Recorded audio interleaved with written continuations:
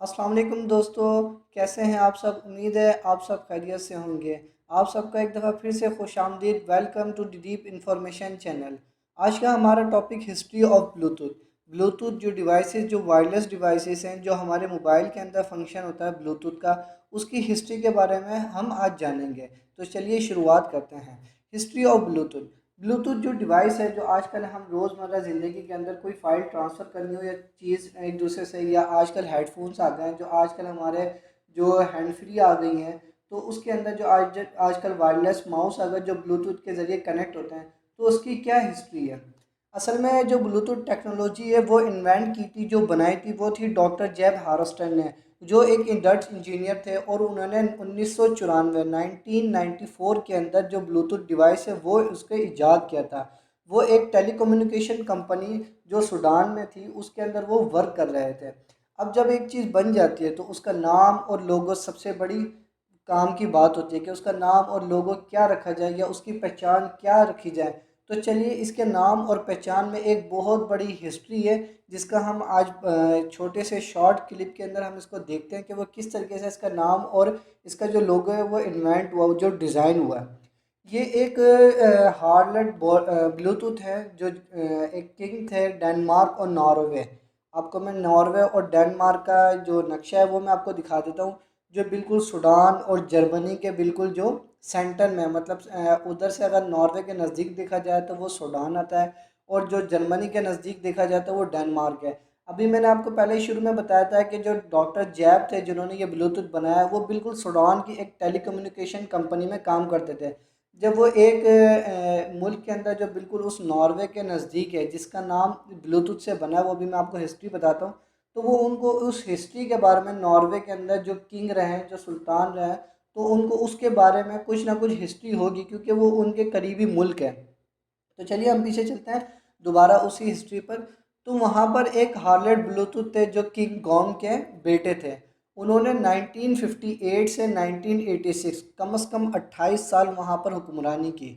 और जो उन्होंने हुक्मरानी की नॉर्वे और डेनमार्क के अंदर, तो उन्होंने वहाँ के जो छोटे छोटे इलाके, छोटे छोटे जो ज़िले, डिस्ट्रिक्ट जिसे हम आजकल कहते हैं, तो उनको वो इतने खूबसूरत अंदाज में जोड़ा हुआ था कि वहाँ पर कोई दरार वगैरह कुछ नहीं है।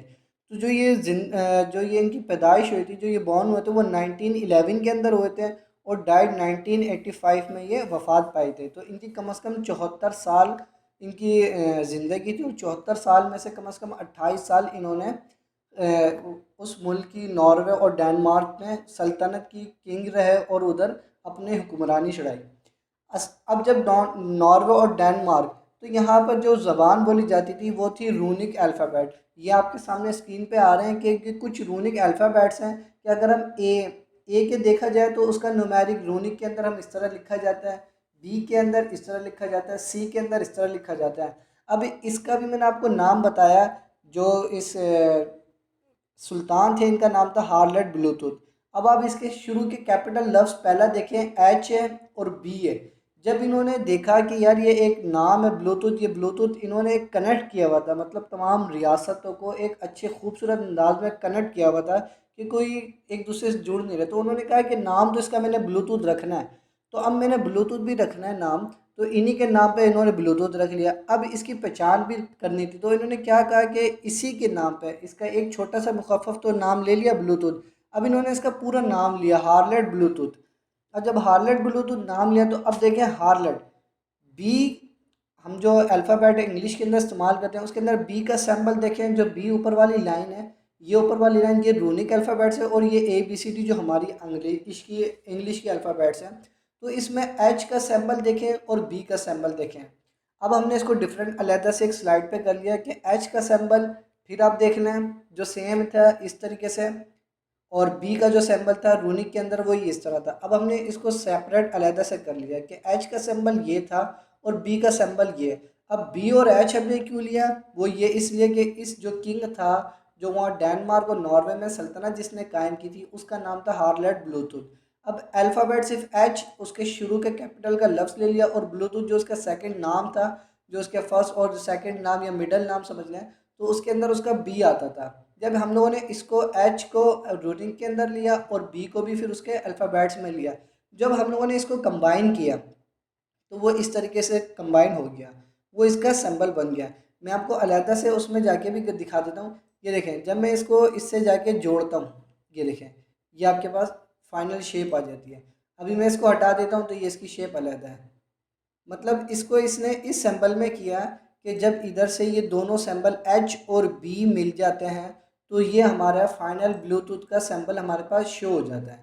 तो इस तरीके से हमारे पास जो ब्लूटूथ मोबाइल डिवाइसेस हैं, तो उसके अंदर और जो हमारे लैपटॉप हैं, कंप्यूटर्स हैं, उनके अंदर जो हमारे पास जो इनके सैंपल नज़र आता है फाइनल शेप में, वो हमारे पास हार्लट ब्लूटूथ जो किंग थे उनके नाम से मंसूब ये हमारे पास ब्लूटूथ डिवाइस है।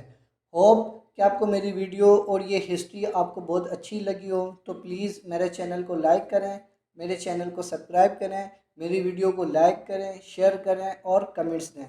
Thank you so much. अल्लाह हाफिज़।